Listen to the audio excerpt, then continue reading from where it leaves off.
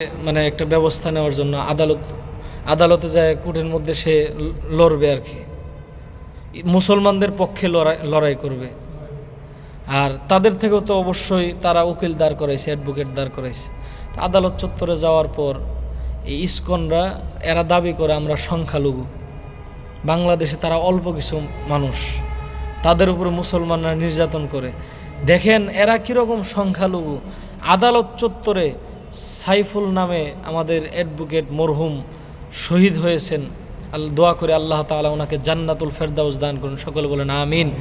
সেই অ্যাডভোকেট ভাইকে আদালত চত্বরে কুবায়ে কুবায়ে তাকে ওখানেই হত্যা করা হয়েছে চট্টগ্রামে, নাউজুবিল্লাহ। অথচ পুরা বাংলাদেশটা প্রায় 95% মুসলমানের দেশ। এতগুলো মুসলমান থাকা সত্ত্বেও তাদের কলিজা কাঁপল না যে মুসলিমদের ভূমিতে দাঁড়ায় একজন মুসলমানকে, নিরপরাধ মুসলমান, তাকে আমরা আদালতে, যেখানে আদালতে বিচার করা হয়, আইন প্রণয়ন করা হয়, ওখানে আদালত চত্বরে তারা জবাই করছে। এটা নিয়ে আজকে মুসলিমদের পুরা ওয়াল বিশ্বের মুসলিমদের কলিজার ভিতরে রক্তক্ষরণ হইতেছে। অনেকে হয়তো জানেন না, এই জন্য বলতেছি। দেখেন আল্লাহ তাআলা কোরআনে সূরা ফাতহ একটি আয়াত নাজিল হয়েছে। হযরত উসমান রাদিয়াল্লাহু তাআলা আনহুকে আল্লাহর নবী পাঠিয়ে দিয়েছিলেন যে তুমি যায় এক কাজ করো, মদিনার ভিতরে, মক্কার ভিতরে উসমান রাদিয়াল্লাহু তাআলা আনহুর ভালো একটা সুনাম ছিল, কাফেরদের কাছেও ভালো সুনাম ছিল। যখন মক্কা থেকে মদিনায় উসমান রাদিয়াল্লাহু তাআলা হিজরত করেন, অন্যান্য সাহাবাই কেরামকে ধরলে আটকায় রাখতেন, জেলখানায় বন্দি করে রাখতেন। কিন্তু কাফেররা উসমান রাদিয়াল্লাহু তাআলা আনহুকে এতটা ভালোবাসতেন, এতটা উনি দানবীর ছিলেন যে ওনার দানের কারণে কাফেররা ওনার ব্যাগ, গাট্টি, পুস্কা এগুলো নিয়ে যায় মদিনার একবার সীমান্ত বর্ডার পর্যন্ত আগায় দিয়ে আসছে। সুবহানাল্লাহ। তো এই জন্য আল্লাহ নবী ওনারে পাঠাইছে, যায় তুমি বইলা আসো যে আমরা মক্কাতে আসতেছি কাবা ঘর জিয়ারত করার জন্য, তারা যেন আমাদেরকে বাধা না দেয়, আমরা তাদের কোনো ক্ষতি করবো না, শুধু কাবার ঘর জিয়ারত করে আবার চলে আসবো। যখন এই কথা বলছেন, উসমান রাদিয়াল্লাহু তাআলা আনহু গেছেন সাদা পতাকা নিয়ে, যে আমরা কোনো যুদ্ধ বিদ্রোহ করার জন্য আসিনি, আমরা আসছি তোমাদের কাছে একটা প্রস্তাব নিয়ে। তো এই প্রস্তাব নিয়ে যখন গেছেন, উসমান রাদিয়াল্লাহু তাআলা আনহুকে আটকায় দিয়েছেন। আটকায় দেওয়ার পর তৃতীয় পক্ষ খবর ছড়ায় দিছে উসমান রাদিয়াল্লাহু তাআলা আনহুকে শহীদ করা হয়েছে। তো এই কথা খবর ছড়ায় দেওয়ার পর আল্লাহর নবী সাহাবাই কেরামকে নিয়ে যুদ্ধের জন্য প্রস্তুতি নিয়ে একেবারে মক্কার সীমান্ত বাবলা গাছের নিচে আইসা দাঁড়াইছেন। আইসা দাঁড়ানোর পর আল্লাহর নবী বলতেছে, এই সাহাবাই কেরাম, হে আবু বকর, এই উমর, তোমরা শোনো, আমার এক সাহাবীর রক্ত ঝরবে, যেটা তার কোনো দোষ ছিল না, আমি নিজে পাঠাইছি, আর আমরা মুসলমানরা চুপ করে ঘরে বসে থাকবো, এটা হতে পারে না। শোনো, আজকে আমার এই উসমান রাদিয়াল্লাহু তাআলা রক্তের বদলা নেওয়ার জন্য আমরা যুদ্ধের ময়দানে অবতরণ হব। তখন আল্লাহর নবী বললেন, কে কে আমার সাথে যাবা? আমার হাতের ভিতরে হাত রাখা শপথ গ্রহণ করো। একজন মুসলমানের রক্তের জন্য আল্লাহর নবী শপথ নিতেছেন, ওই মুসলমানের রক্ত বিনিময় যেই পর্যন্ত বদলা না নিব, ওই পর্যন্ত আমরা ওখান থেকে ফিরে আসবো না, শপথ গ্রহণ করো। তখন একে আরেকজন একজনের উপরে হাত দিতেছেন। হযরত উমর রাদিয়াল্লাহু তাআলা হাত দিছেন, হযরত আবু বকর রাদিয়াল্লাহু তাআলা হাত দিছেন, ওখানে যত সাহাবাই কেরাম ছিল সকলে হাত দিছেন। ওনাদের উপরে আল্লাহর নবী হযরত মুহাম্মদ মুস্তাফা সাল্লাল্লাহু আলাইহি ওয়াসাল্লাম হাত রাখছেন, রাইখা শপথ করাইতেছেন, আমরা যেই পর্যন্ত ওনার বিচার না করব, ওই পর্যন্ত আমরা ওখান থেকে যুদ্ধ থেকে ফিরে আসব না। এই শপথ দেওয়ার পর আল্লাহ তাআলা জিবরাইলকে পাঠিয়ে দিয়ে বলতেছে, ইন্নাল্লাযীনা ইউবাইউনাকা ইন্নামা ইউবাইউনাল্লাহ।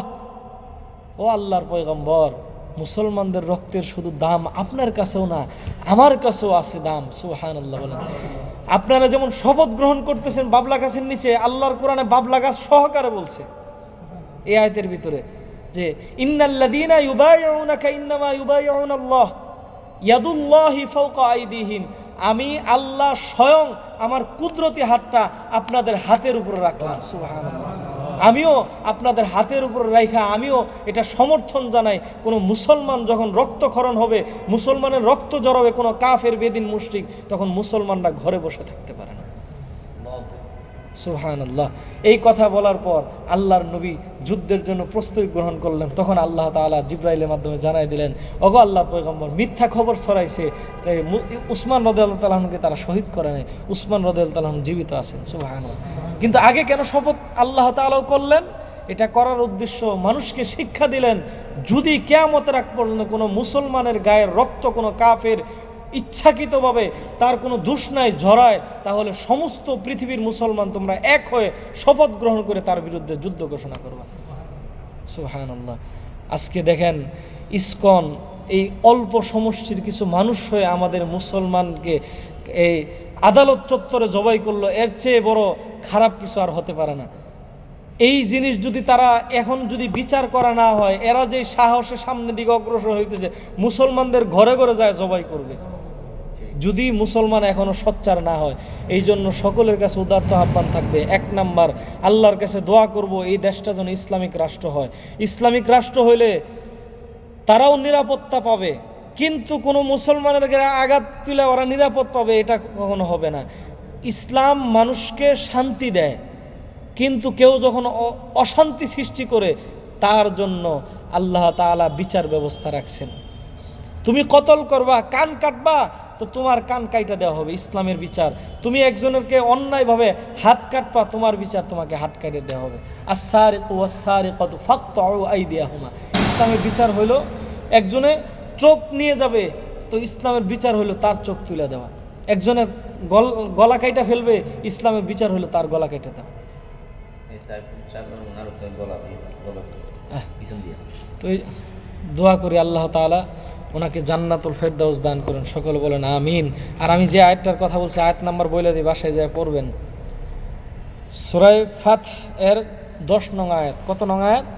10 নং আয়াত। পড়লে আপনারা বুঝবেন যে হুজুরের কথাটা কি সত্য কথা বলছে না মিথ্যা কথা বলছে। জানার দরকার আছে না, পড়লে আর ইমান বেশি বৃদ্ধি পাবে, নাকি বলেন ইনশাআল্লাহ।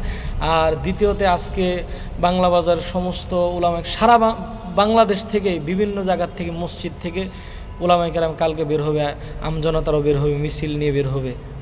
এবং আজকে ভাইয়ের কাছে শুনলাম কালকে চট্টগ্রামে ছাত্র শিবিররা বিশাল বড় মিছিল করছেন, সমাবেশ করছেন।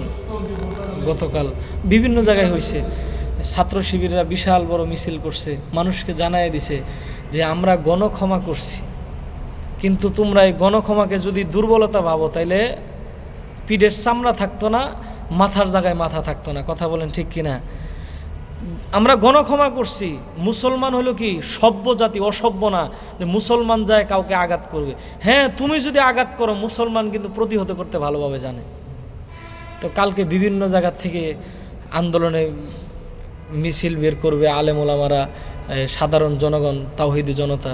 আমাদের এই ওয়ার্ড থেকে বের হওয়ার চিন্তা ভাবনা আছে। ওই 9টার সময় বাংলা বাজার আলেম ওলামারা সবাই একসাথে বসবে, আমি যাব।